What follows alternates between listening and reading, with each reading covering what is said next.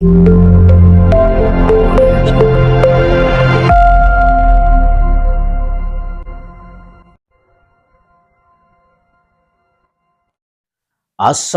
warahmatullahi wabarakatuh. Pelutus yang berbahagia, berjumpa kembali di Hasden Mundika Channel. Kali ini kita membahas sesuatu yang menarik, sebuah drama perpolitikan Indonesia yang sedang hangat diperbincangkan saat ini dan menjadi perhatian banyak di seluruh Nusantara, yaitu tentang Sekjen Nasdem Johnny G. Plate yang beberapa hari lalu telah diperiksa oleh Kejaksaan Agung dan telah dijadikan tersangka.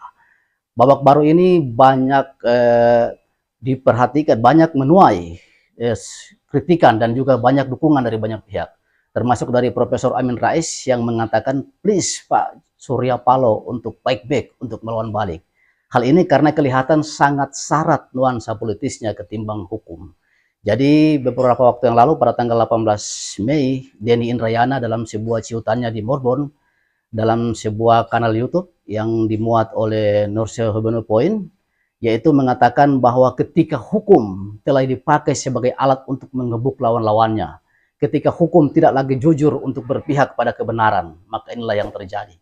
Jadi hal ini ketika tidak dihitung benar oleh pihak koalisi, maka akan jadi pedang bermata dua yang juga akan membabat kembali pihak koalisi. Jadi posisi Johnny G. Plate karena berada berseberangan dengan pihak koalisi sehingga dia tersangka.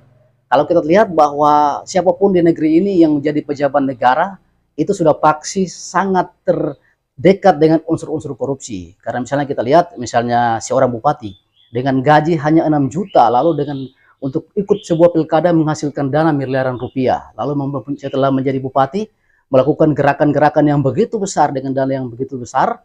Nah, apakah dengan gaji 6 juta rupiah bisa membiayai hal tersebut? Begitupun gubernur dan lain-lain. Jadi ada hal-hal yang tidak mungkin sehingga seluruh pejabat di Indonesia ini ketika masuk kepada genggaman kekuasaan negara sudah pasti terindikasi dengan korupsi. Tinggal siapa yang apes dan siapa yang akan ditunjuk untuk menjadi seorang tersangka. Nah, ini terjadi pada Johnny G. Plate sehingga banyak pihak mendukung Bapak Surya Paloh, Ketua Umum Partai Nasdem, untuk mengusut tuntas kasus ini.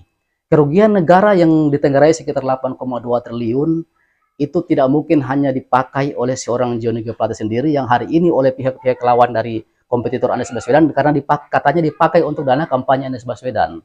Karena itu Bapak Surya Paloh menantang kepada seluruh pihak termasuk Kejaksaan Agung yang telah memborgol Johnny G. Plate, Sekjen Nasdem, bahwa harus ada rasa keadilan yang ditunjukkan kepada masyarakat. Kasus ini harus diusut tuntas. Jangan hanya yang ditahan yaitu Direktur Bakti, Anang Latif, dan menterinya, Menkominfo yaitu Johnny G. Plate sendiri.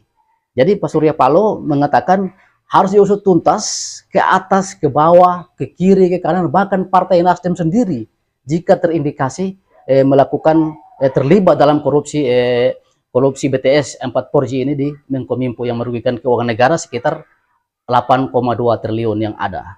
Jadi ini sebuah babak baru, sebuah drama politik yang juga harus dihitung betul oleh Pak Jokowi. Jangan sampai ini menjadi sebuah pedang bermata dua juga yang akan membabat pihak koalisi dan pihak istana seperti itu. Jadi harus diusut setuntas-tuntasnya, seadil-adilnya. Karena pasti yang namanya korupsi itu akan mengalir sampai jauh dananya. Dana 8,2 triliun itu cukup besar. Tidak mungkin hanya sampai di Partai Nasdem. Memang sudah ada suara-suara miring saat ini ketika Pak Surya Paloh ditagih janjinya. Yang informasinya pada beberapa waktu yang lalu ketika Partai Nasdem kader-kadernya melakukan korupsi, partainya akan dibubarkan. Nah, ini sudah beberapa netizen termasuk para busir menagih janji Surya Paloh. Apakah Partai Nasdem akan dibubarkan? Dan memang dalam aturan perundang-undangan ketika sebuah partai terindikasi menerima suap, terindikasi korupsi dan bisa dibubarkan. Jadi ini dua sisi yang harus dihitung. Pertama, faktor misalnya koalisi perubahan yang terdiri dari Partai Nasdem, kemudian Demokrat, kemudian PKS. Ketika Nasdem terindikasi korupsi dan dibubarkan, Anies Baswedan bisa terjegal, yang walaupun dukungannya di mana-mana sudah sangat meluas, tapi dia tidak bisa maju.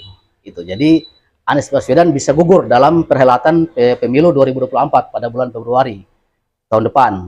Nah, namun sisi yang lain, ketika kasus ini dibiarkan liar dan seolah-olah ditutup-tutupi dan memang syarat benar dengan intrik-intrik politik dan hukum telah dipakai untuk menggabung seseorang, maka ini juga akan membuka mata masyarakat bahwa ternyata pihak koalisi dan hari ini kelihatan Pak Jokowi sebagai Presiden Indonesia sudah terlibat jauh terseret dalam menentukan siapa capresnya yang akan datang untuk pengamanan-pengamanan tertentu.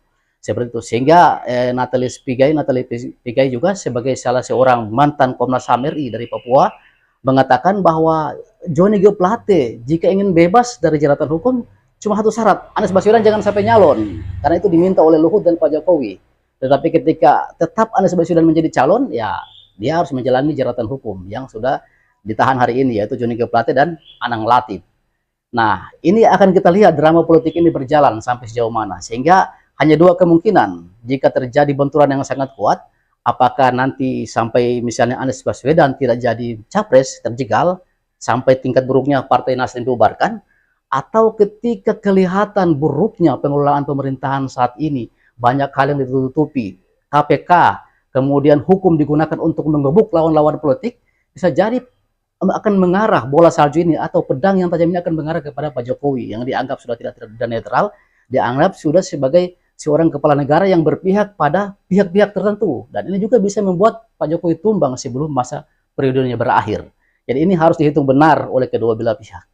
Jadi ternyata bola liar ini dibangun, namun bisa jadi ketika tidak dapat dikendalikan oleh pihak istana ataupun pihak koalisi akan berbahaya dan menyerang balik kepada pihak koalisi dan pihak istana. Dan pihak Anies Baswedan dengan ditahannya Johnny G. Plate ini bukan malah membuat dukungannya surut, malah makin dukungannya makin kuat di mana-mana, makin real di mana-mana, sehingga pihak-pihak lawan, pihak-pihak kompetitor sekarang kebingungan.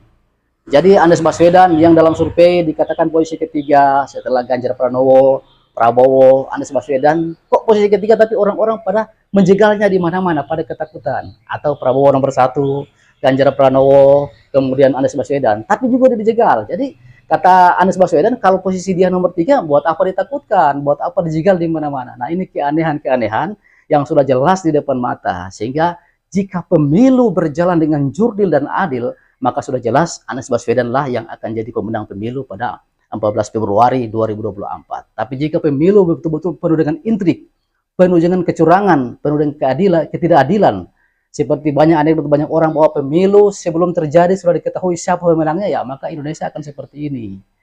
Indonesia akan memilih orang kuci dalam karung. Jadi suara-suara rakyat itu tergadai. Kita memilih A, tapi yang menang B. Ini yang terjadi beberapa tahun yang lalu.